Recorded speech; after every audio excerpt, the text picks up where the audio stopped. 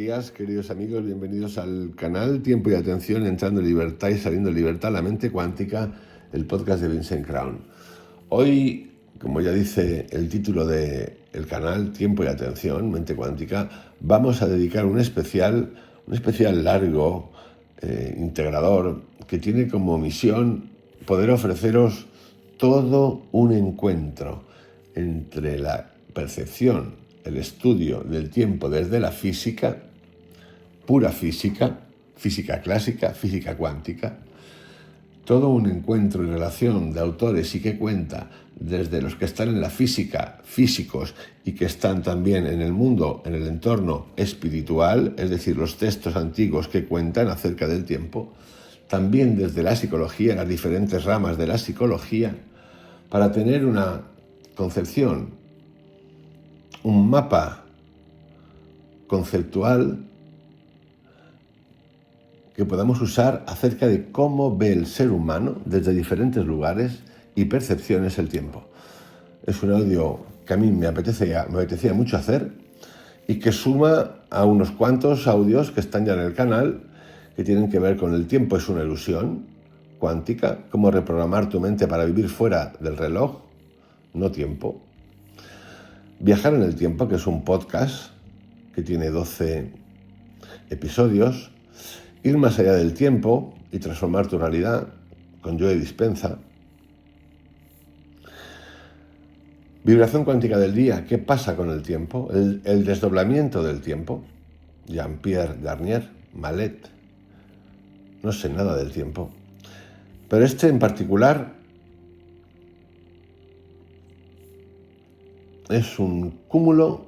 Vais a tener, yo creo que a mí me gustaba, y recuerdo cuando estaba en la universidad trabajando en un departamento de sociología, que me encargaba de los estudios del Mediterráneo, teorías políticas del Mediterráneo, en unas reuniones que teníamos interdepartamentales, porque había unas líneas de investigación, nos juntábamos, pues había de todo. Había geógrafos, había sociólogos, había expertos en estadística, muchos. Nos juntábamos mínimo 10, 12, porque tenemos unos proyectos en común que queríamos realizar. Entonces, muchas veces ahí en las reuniones compartíamos por dónde estábamos tirando, líneas de investigación, bibliografía que usábamos, y era común, pasarse información. Información básicamente es bibliografía. Ahora mira, he encontrado este libro, yo qué sé, que a lo mejor sería en inglés, en francés o en italiano, o un libro escondido que alguien haya descubierto, que habla mucho de esto, te lo paso. Era normal compartir. Pero hubo un momento en ese compartir la investigación que éramos unos cuantos que compartíamos la bibliografía que nos habíamos creado investigando, nosotros buscando, y había gente que no compartía un carajo.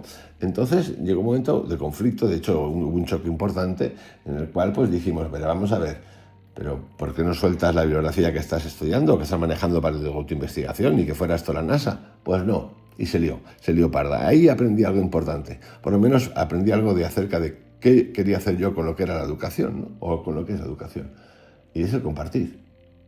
Entonces este audio de hoy tiene que ver con el compartir.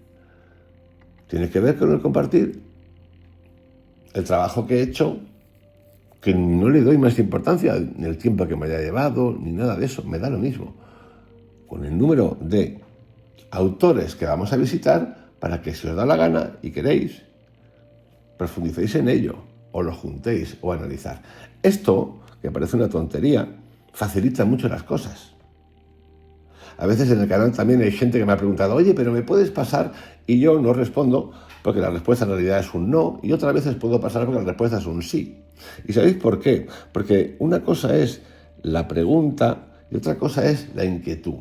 La inquietud, la pregunta inmediata, la inquietud te invita a mí por ejemplo, que me dedico a esto, cuando hay algo que quiero, yo lo busco. Y hoy en día la herramienta de Internet es básica y esencial. O sea, tenéis la pregunta a golpe de clic. Ahora, ¿qué hay que saber? Preguntar. Ha de haber conocimiento previo para saber cómo preguntar, si no, no sabes preguntar. Entonces hay veces que sí respondo a las preguntas de este tipo y hay veces que ni siquiera respondo. ¿Por qué? Porque lo que quiero hacerle ver a la otra persona con esa no respuesta es que busque, que lo tiene a huevos, que si metes el nombre del autor ahí, del que me estás hablando, pues lo vas a ver. y que te tomes el trabajo también de mirar. Dicho esto como aclaración, como apertura, vamos a entrar a este audio de hoy que se titula El mapa oculto del tiempo, la cartografía visible e invisible de nuestra realidad. Y está dividida, como he dicho, en cuatro partes en realidad. La física clásica, la física cuántica, físicos místicos, la psicología, la espiritualidad con los hechos sagrados que hablan del tiempo y los estados alterados de conciencia. Todo eso tiene un listado monumental, nunca mejor dicho, de autores que hablan y que han estudiado acerca del tiempo. Desde el origen de los mitos hasta las ecuaciones más sofisticadas, la física, el tiempo, ha sido la trama invisible de todo relato humano. Se lo ha llamado Dios, dimensión, ilusión, castigo, medida y misterio. Nos ha sido más familiar que el espacio, pero más inasible que el vacío. Nunca lo vimos, pero siempre lo obedecimos. Lo hemos domesticado en relojes, amarrado en agendas, encerrado en líneas cronológicas. Hemos dicho que el tiempo pasa, que el futuro llega, que el pasado pesa, que el presente escapa. Pero cada vez que tratamos de tocarlo se desvanece. Cada vez que intentamos definirlo nos disuelve. El tiempo no es solo una coordenada, es un espejo. Y lo que refleja no es el universo, sino nuestra forma de estar en él. Durante siglos, las ciencias duras nos dijeron que el tiempo era una variable objetiva, una flecha que nace en el Big Bang y avanza uniformemente hacia la entropía. Pero algo no encajaba. Los místicos decían, todo sucede ahora. Los meditadores, el tiempo es una ilusión del ego. Los artistas, el tiempo se estira, se corta, se recuerda de otro mundo. Los físicos cuánticos comenzaron a hablar de superposiciones temporales. Los neurocientíficos descubrieron que cada cerebro fabrica su propio presente. Los psicólogos mostraron que el tiempo no se percibe, se construye desde la memoria, la emoción y el deseo. Y entonces ocurrió algo sutil pero irreversible. Empezamos a desconfiar del tiempo. Este trabajo no es un trabajo sobre relojes, ni una cronología de ideas.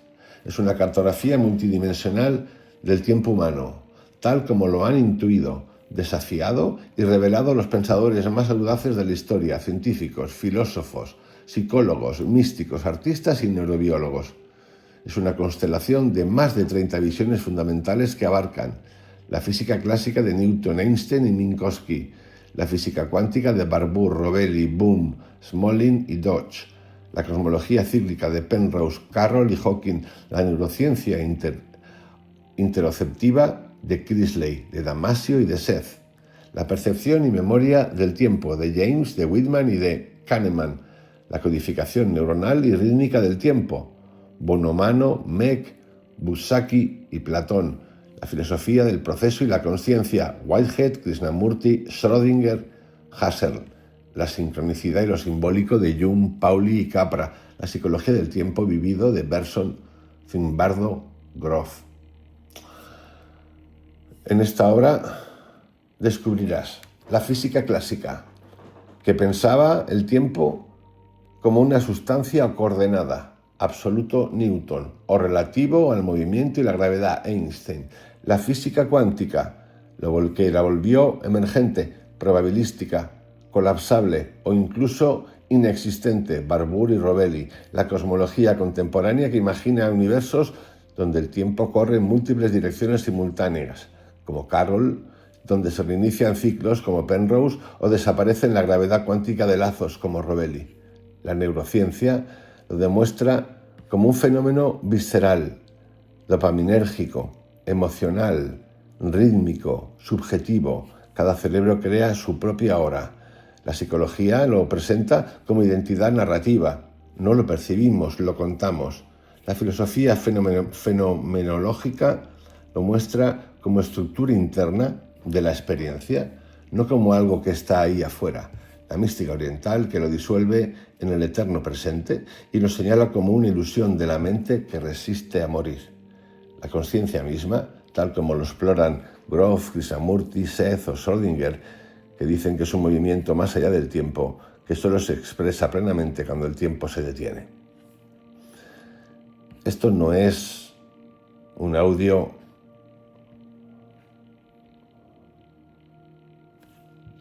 cómico, no es una tesis enciclopedia, no es una defensa de una única verdad ni una acumulación de datos teóricos.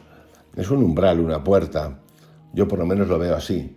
Un espejo que devuelve no una imagen, sino un eco. La resonancia de quienes han sentido que el tiempo no es lo que parecía. Un mapa que no señala direcciones, sino dimensiones. Es también una invitación a salir del piloto automático del tiempo medido y a entrar en el tiempo sentido, creado, recordado, roto, expandido, vibrado. Este trabajo que te presento hoy, este audio, esta conversación, es para ti. Si alguna vez has sentido que el tiempo se detenía al mirar los ojos de alguien, si percibiste que un segundo podía contener una eternidad, si soñaste con eventos que luego sucedieron, si te diste cuenta de que la ansiedad por el futuro y la culpa del pasado son cárceles mentales, si intuiste que la vida no se vive en el calendario, sino en el pulso de la conciencia. Tal vez no podamos detener el tiempo, pero podemos dejar de ser sus esclavos, y al comprender sus máscaras, como lo hacen los sabios, los físicos y, por cierto, los niños, tal vez descubramos que el tiempo no nos sucede. Somos nosotros quienes le damos forma, sentido, ritmo y silencio. Dicho esto, en forma de introducción, nos vamos a ir al tiempo absoluto y relativo. Y vamos a empezar con Isaac Newton, con su libro Philosophiae Naturalis Principia Mathematica, 1697, El nacimiento del tiempo absoluto. Publicada en 1687, esta obra sentó las bases de la física clásica y cambió radicalmente la forma en que Occidente entendía el universo. Newton vivió en un periodo de transición del pensamiento alquímico místico al racionalismo científico mecanicista. Su modelo del tiempo se forja en respuesta al caos de las cosmologías medievales y las polémicas con filósofos como Descartes y Leibniz. La idea central es el tiempo absoluto. El tiempo absoluto, verdadero y matemático, fluye uniformemente sin relación con nada externo. Newton separa el tiempo de cualquier referencia física, lo considera una realidad ontológica, es decir, del ser, objetiva, independiente de todo. El tiempo existe por sí mismo, incluso si no hay eventos que lo llenen. Es continuo, es infinito y homogéneo, una especie de escenario invisible donde suceden los fenómenos del mundo. Esto es importante porque voy haciendo un recorrido desde Newton hasta la actualidad, con vueltas e idas a siglos atrás, antes de Newton, pero esos son los místicos. Newton es continuo, es infinito y homogéneo. El universo es una máquina de relojería perfecta. Todo movimiento es predecible si se conocen las condiciones iniciales.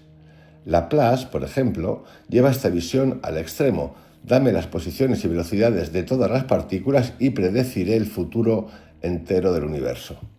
El tiempo es la variable maestra para formular las leyes del movimiento, F igual a ma, leyes de Kepler explicadas por gravitación, trayectorias de cuerpos celestes como funciones del tiempo. Hay una distinción fundamental, el tiempo verdadero del tiempo aparente. El tiempo verdadero es el flujo puro, eterno, no perceptible directamente. El tiempo aparente es el que medimos con relojes y eventos periódicos, movimientos del sol, pulsos del corazón, etc. Esta distinción es clave para entender que la medición del tiempo puede estar equivocada o ser ilusoria, pero el tiempo real sigue fluyendo. Newton era profundamente religioso y su concepción del tiempo tenía una base teológica. El tiempo absoluto es una emanación del sensorium Dei, el sensorio de Dios. Dios existe fuera del tiempo, pero lo sostiene con su voluntad. El tiempo absoluto garantiza la continuidad del universo incluso cuando no hay nadie para observarlo. Y aquí surgieron diversas polémicas y contrastes. Por ejemplo, Leibniz y Newton. Para Leibniz, el tiempo es relacional, no absoluto. Solo existe si hay eventos. La correspondencia de Leibniz y Clarke es uno de los debates más intensos de la historia de la filosofía natural. Newton insiste en que el tiempo no puede depender del contenido del universo, si todo desapareciera, el tiempo seguiría fluyendo. Newton dice que si todo desapareciera, el tiempo seguiría fluyendo. Es como un ente, una entidad aparte. La visión de Newton dominó la física durante más de 200 años.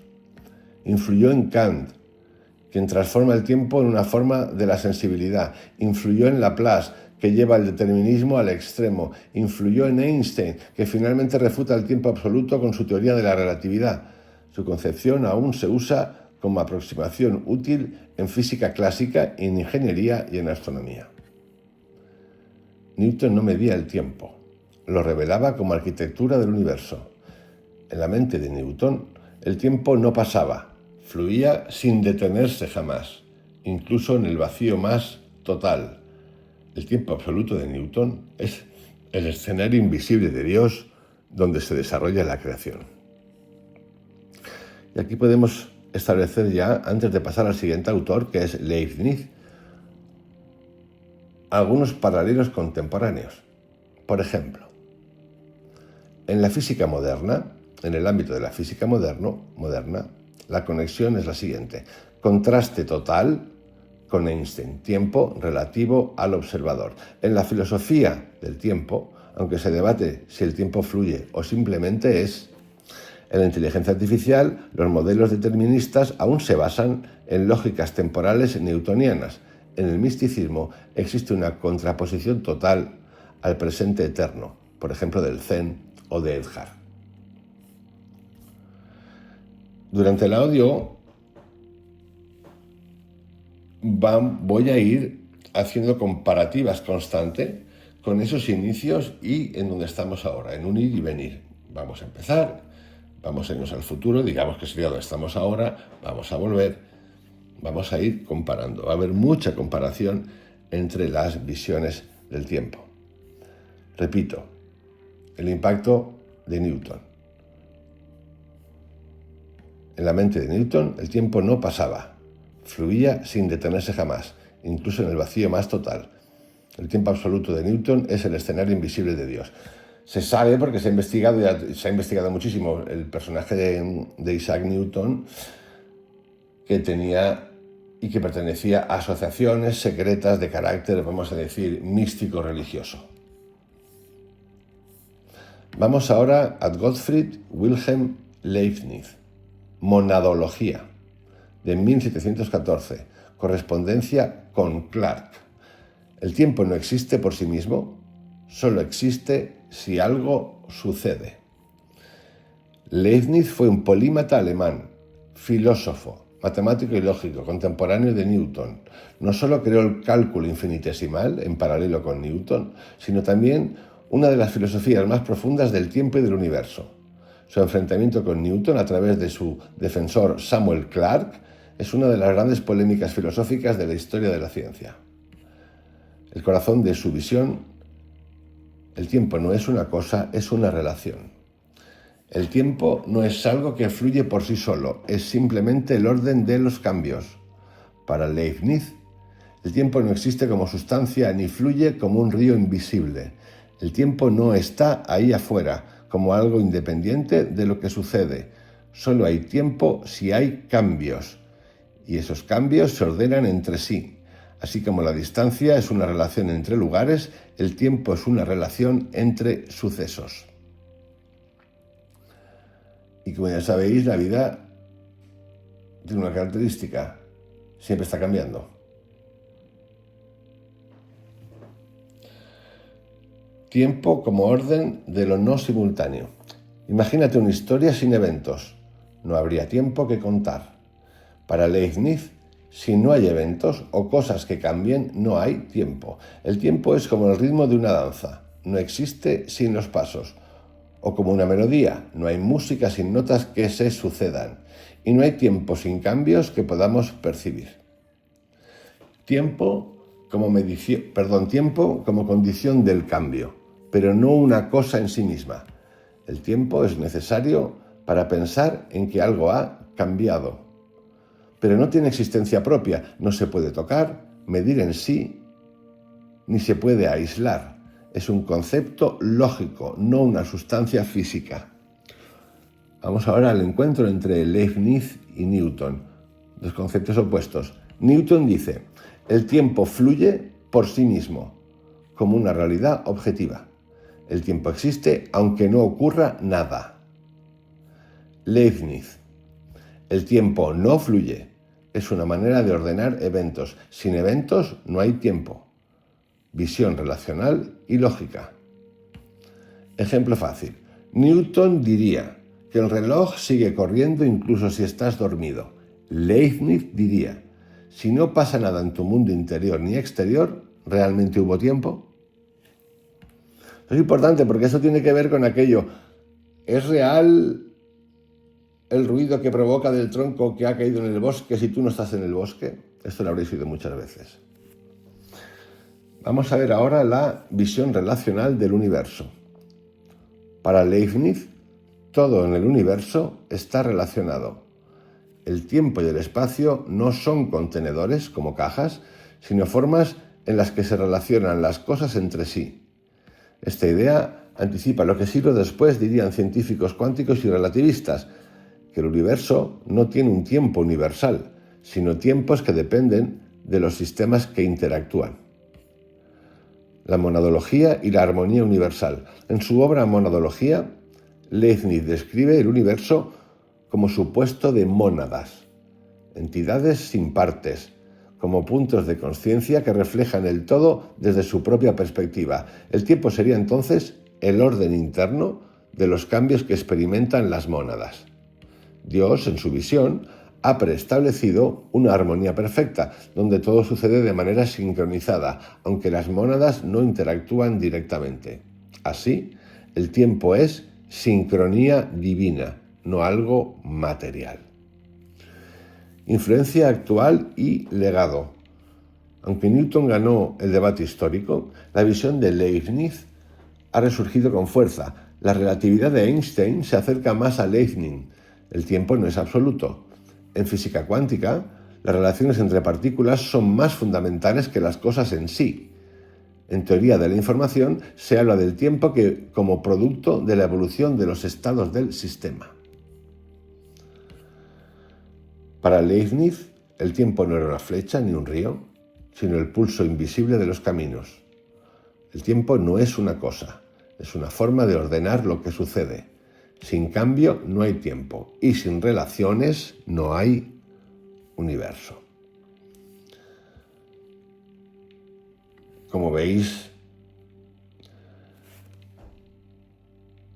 en esas épocas, o por lo menos que yo sepa, seguro que hay algo, pero no encuentro. La potencia, la pregunta acerca del tiempo, está muy centrada o en la creencia fe de entonces, o en esta potencia científica nueva, un preguntarse. No hay un campo medio. Ni siquiera hay una pregunta intensa en los textos sagrados, porque lo que había era adoctrinamiento religioso. Por lo tanto, no sé cómo estaba en ese momento, esta época sería sobre todo Europa, preguntándose acerca o la oportunidad que tuviese algún autor de acceder a textos sagrados, por ejemplo, de Oriente, donde ya se hablase del tiempo como una percepción metafísica. Esto se convierte en un discurso dominante, que nos va a marcar, y bien marcados. Vamos ahora a otro autor que conoceremos muchísimo más, seguramente, que es Immanuel Kant y la crítica de la razón pura. Estamos en la física clásica. Cómo científicos experimentan por primera vez qué es el tiempo. Y como veis, ya hay maneras distintas de experimentar el tiempo. Crítica de la razón pura en 1781. El tiempo no es algo que percibimos, es aquello con lo que percibimos. Contexto histórico y filosófico. Kant nace en el siglo XVIII, en pleno iluminismo europeo, después de Newton, Leibniz y Hume. El gran dilema de su tiempo, como es posible el conocimiento científico si todo lo que vemos pasa por nuestros sentidos, es una pregunta, y su respuesta transformará la historia del pensamiento. No conocemos las cosas en sí, sino cómo se presentan a nuestra conciencia. El tiempo como intuición pura a priori. El tiempo no es una cosa que se derive de la experiencia, sino una condición necesaria para tener experiencia. ¿Y qué significa esto? A priori, igual a venir antes de la experiencia. Intuición pura, estructura mental que organiza lo que percibimos. Ejemplo simple. Antes de ver cualquier cosa moverse, ya tienes la idea de que hay un antes y un después. El tiempo no lo aprendes, lo traes puesto. El tiempo como estructura de la percepción. El tiempo no está afuera, como algo que existe por sí solo. Es una forma subjetiva con la que ordenamos lo que vemos y sentimos. Así como usamos el espacio para ubicar cosas, esto está ahí. Usamos el tiempo para ordenarlas, esto pasó antes. El tiempo no se experimenta, es lo que hace posible la experiencia. Diferencia entre fenómeno y noumeno. Fenómeno es igual a lo que podemos percibir organizado en espacio y tiempo. Noumeno, la cosa en sí que no podemos conocer directamente. El tiempo pertenece solo al mundo fenoménico, es decir, lo que podemos percibir. No sabemos si realmente hay tiempo fuera de nosotros, que sería el noumeno, pero todo lo que vivimos, lo vivimos en forma temporal. Esto provoca un giro copernicano de la filosofía. Antes se creía que el conocimiento debía ajustarse a los objetos. Yo propongo que son los objetos los que se ajustan a nuestras formas de conocer. En lugar de suponer que el tiempo es una propiedad del mundo, Kant dice, es una propiedad de nuestra mente. Repito, en lugar de suponer que el tiempo es una propiedad del mundo, Kant dice, es una propiedad de nuestra mente. Ese es el giro copernicano en la filosofía. El sujeto no se adapta al mundo. El mundo aparece adaptado a la mente del sujeto. Aquí ya tenemos una primera luz importante. Vemos lo que queremos ver. De lo que estoy hablando últimamente, la psicología cuántica. No es que se vuelva loco Kant desarrollándolo, pero ya aparece. El mundo aparece adaptado a la mente del sujeto.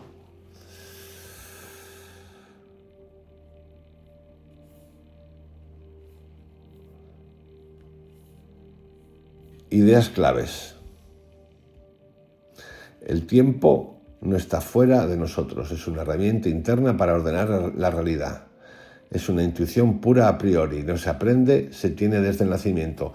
No percibimos las cosas como son, solo como nos permite verlas nuestra conciencia temporal. El tiempo es parte del sujeto, no del objeto. El mundo no tiene tiempo, salvo cuando lo percibimos. Vamos ahora a otro autor que se llama Ernest Mach, La mecánica, su desarrollo histórico crítico, que es de 1883. El tiempo no tiene sentido si no hay relaciones entre cosas que cambian. Físico y filósofo austriaco de finales del siglo XIX. Vivió en una época donde las ideas de Newton aún dominaban, pero comenzaban a ser cuestionadas por nuevas observaciones físicas y experimentos mentales. Su libro es una crítica histórica y conceptual al desarrollo de la mecánica desde Galileo y Newton. El espacio y el tiempo no tienen existencia por sí solos, solo existen en cuanto a relaciones entre cosas que se mueven. Mach niega que el tiempo sea un flujo independiente o una sustancia divina, como creía Newton. No hay un reloj cósmico marcando un tiempo universal. Solo hablamos de tiempo cuando comparamos movimientos. El tic-tac de un reloj solo tiene sentido si lo comparamos con algo más. Ejemplo, si en el universo existiera solo un único objeto en completa quietud, no tendría sentido hablar de tiempo. No hay nada que cambie, nada con lo cual comparar, nada que indique que algo ha pasado. Su propuesta más famosa es: el movimiento y el tiempo no existen por sí mismos, sino que dependen de la relación entre todos los cuerpos del universo. En otras palabras, nada se mueve en el vacío, todo se mueve respecto a algo más. El tiempo no fluye por sí solo, es una red de relaciones. Un ejemplo cósmico. ¿Cómo sabes que estás girando si no hay estrellas? Para Mach no lo sabrías. El movimiento tiene sentido porque hay algo más con lo que comparar. Vamos a otro autor, súper conocido, que es Albert Einstein y su relación con el tiempo. Relatividad especial de 1905.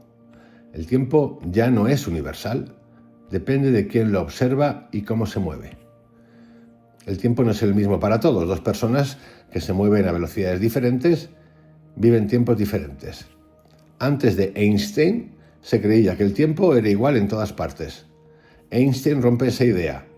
El tiempo se desacelera o se acelera dependiendo de tu velocidad.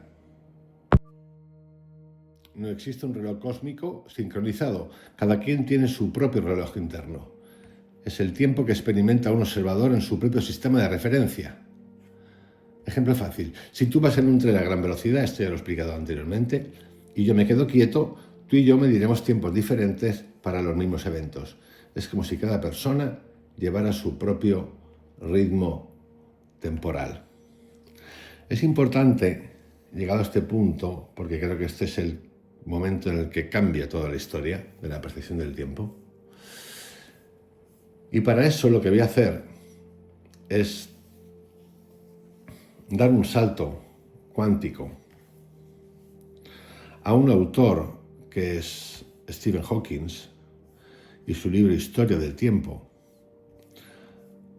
porque creo que es la referencia, yo diría que más nos puede resonar para entender esta historia del tiempo. Y seguidamente os voy a ofrecer, he creado un listado comparativo de 40 autores donde os voy a narrar cuáles son las visiones del tiempo y sus teorías en cada uno, incluyendo psicólogos, incluyendo místicos, incluyendo físicos que están en la mística. Así que vamos a revisar a Stephen Hawking y luego vamos a ese elenco descriptivo de todo lo que se sabe del tiempo desde Newton hasta ahora. Stephen Hawking, Breve historia del tiempo, 1988. Y también El universo es en una cáscara de nuez, 2001. El tiempo no solo tiene dirección, puede no haber tenido ni principio. Físico teórico británico, uno de los pensadores más influyentes del siglo XX y XXI. Especialista en agujeros negros, cosmología cuántica y el origen del universo. En sus libros de divulgación, Hawking combina complejidad científica con una claridad única, abordando preguntas esenciales como ¿qué es el tiempo? ¿Tuvo el universo un principio? ¿Se puede retroceder en el tiempo? Y dice lo siguiente: si el tiempo real comenzó con el Big Bang, el tiempo imaginario no tiene principio ni borde. Para resolver los problemas matemáticos en torno al Big Bang, como la singularidad infinita, Hawking introduce el concepto de tiempo imaginario. El tiempo imaginario no es una fantasía, es una herramienta matemática perpendicular al tiempo real. Así como en geometría tienes dimensiones espaciales, x e y, el tiempo imaginario sería una dimensión temporal perpendicular al tiempo que conocemos. Resultado, en el modelo de Hawking, el universo no comenzó desde un punto, sino que emergió como una esfera suave, sin borde, ni origen dramático. Metáfora. No hay un borde donde empezó el tiempo, igual que no hay un borde en el polo norte. Todo se curva y se despliega sin ruptura. Las leyes fundamentales de la física no distinguen entre pasado y futuro, pero nosotros sí. Hawking identifica 3 formas diferentes en que experimentamos la dirección del tiempo, y todas apuntan en la misma dirección. Flecha termodinámica. La entropía, el desorden, siempre aumenta en sistemas cerrados. Un vaso roto no se recompone solo. La irreversibilidad física marca el paso del tiempo. Flecha psicológica. Recordamos el pasado, no el futuro. Nuestra mente está estructurada por la secuencia memoria, presente, proyección. forma cosmológica. El universo está en expansión desde el Big Bang. Esta expansión marca una dirección física del tiempo en el cosmos. Para Hawking, la coincidencia de estas tres flechas no es trivial. Podría revelar una propiedad profunda del universo. Preguntar qué ocurrió antes del Big Bang es como preguntar qué hay al norte del Polo Norte. En sus modelos cosmológicos, el universo puede no haber tenido un comienzo clásico. No hay una explosión desde un punto. El tiempo mismo se curva suavemente hacia atrás, hasta un estado donde deja de tener sentido hablar de antes. En otras palabras, el tiempo no comenzó en un instante cero, sino que emerge gradualmente de una fase atemporal o cuántica. Y ahí nos encontramos con lo siguiente, en Hawking. Origen del universo. No hay un antes del universo, el tiempo comienza con él. El tiempo puede emerger de leyes cuánticas atemporales. Dios, si el universo no tiene principio, no necesita una causa primera, idea provocadora para la teología clásica. Destino, el futuro del universo depende de su geometría, expansión y leyes aún por descubrir. Y dicho esto, queridos amigos, vamos a ir a ese elenco que os acabo de anunciar, donde vamos a revisar de manera sucinta a 40 autores, de manera breve. Y dice así: Isaac Newton, visión del tiempo, absoluto, externo y real. Tipo de enfoque determinista clásico. Leibniz, visión del tiempo, relacional y lógico. Tipo de enfoque filosófico estructural. Emmanuel Kant, visión del tiempo, forma interna de percepción. Tipo de enfoque fenomenológico trascendental. Ernest Mach, visión del tiempo, relacional dinámica. Tipo de enfoque empírico crítico. Albert Einstein, visión del tiempo, relativo y curvado. Tipo de enfoque físico geométrico. Hermann Minkowski, visión del tiempo, espacio-tiempo tetradimensional. Tipo de enfoque geométrico relativista. Julian Barbour, visión del tiempo, ilusión, instantes fijos. Tipo de enfoque radical atemporal. Lee Smolin, visión del tiempo, tiempo real y evolutivo. Tipo de enfoque cosmológico evolutivo. Carlo Rovelli, visión del tiempo, emergente relacional. Tipo de enfoque cuántica relacional. Stephen Hawking, visión del tiempo, flechas múltiples, tiempo imaginario. Tipo de enfoque cosmología cuántica. Roger Penrose, visión del tiempo, cíclico geométrico. Tipo de enfoque cosmología cíclica. David Bohm, visión del tiempo, orden implicado holográfico. Tipo de enfoque holográfico filosófico. Amit Goswami, visión del tiempo, emergente desde la conciencia. Tipo de enfoque cuántico místico. Fritjof Capra, visión del tiempo, danza cósmica interconectada. Tipo de enfoque sistémico espiritual. Wolfgang Pauli y Carl Jung, visión del tiempo, sincrónico, simbólico, arquetípico. Tipo de enfoque psíquico, arquetípico, cuántico. Henri Bergson, visión del tiempo, duración vivida versus tiempo mecánico. Tipo de enfoque fenomenológico, vitalista. Martin Heidegger, visión del tiempo, temporalidad del Dasein. Tipo de enfoque ontológico existencial. Whitehead, visión del tiempo, proceso creativo del universo. Tipo de enfoque filosofía del proceso. Rupert Sheldrake, visión del tiempo, memoria resonante. Tipo de enfoque biológico no local. Krishnamurti, visión del tiempo, tiempo psicológico como ilusión. Tipo de enfoque místico no dual. Stanislav Grof, visión del tiempo, tiempo multidimensional en estados alterados.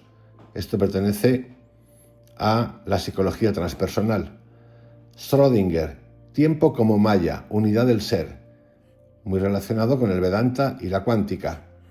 Annie Seth, simulación predictiva del presente, neurociencia predictiva.